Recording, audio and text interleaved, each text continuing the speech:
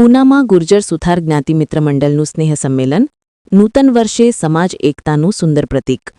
પૂના, મહારાષ્ટ્ર.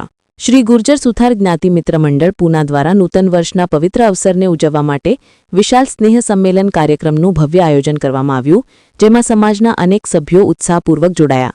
શનિવાર તારીખ 22 નવેમ્બર 2025ના રોજ સાંજે 5:30થી રાત્રે 9:30 વાગ્યા સુધી પૂનાના કસ્બાપેટ વિસ્તારમાં આવેલી RCM ગુજરાતી હાઈસ્કૂલના પરમાર હોલ ખાતે આ સૌહાર્દ સભા સફળતાપૂર્વક યોજાઈ હતી.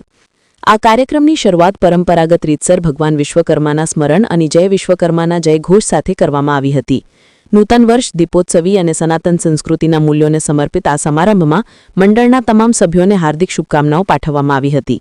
મંડળના આગેવાનો દ્વારા જણાવ્યું કે સમાજને જોડતો આ તહેવારી સમય વિશેષ હોય છે અને દરેક સભ્ય નવી ઉર્જા, પ્રેમ, આશીર્વાદ અને સહકારની ભાવનાથી નવા વર્ષની શરૂઆત કરે એ મુખ્ય હેતુ છે.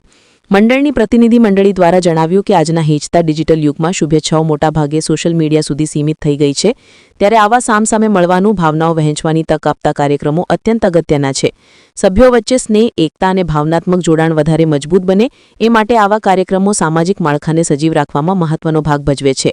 કાર્યક્રમ દરમિયાન વિવિધ વરિષ્ઠ સભ્યો તેમજ યુવા પેઢીએ સામાજિક પ્રગતિ, ભવિષ્યની કામગીરી, એકતાનું મહત્વ અને યુવા વર્ગની ભૂમિકાની ચર્ચા કરી.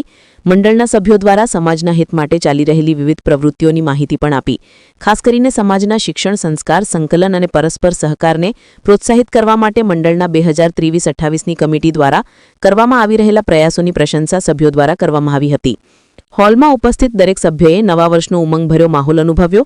બાળકો, યુવાનો, મહિલા સભ્યો અને વરિષ્ઠ નાગરિકો સૌએ મળીને આ કાર્યક્રમને ઉત્સવનો રંગ આપ્યો. પરસ્પર શુભેચ્છાઓ આપતા સભ્યો વચ્ચે આનંદ અને સ્નેહનું એક અનોખું વાતાવરણ સર્જાયું હતું. સમાજના વરિષ્ઠ આગેવાનો દ્વારા સમાજની પ્રગતિ અને યુવા વર્ગની ભાગીદારી માટે માર્ગદર્શન આપતા વિચારો રજૂ કરવામાં આવ્યા.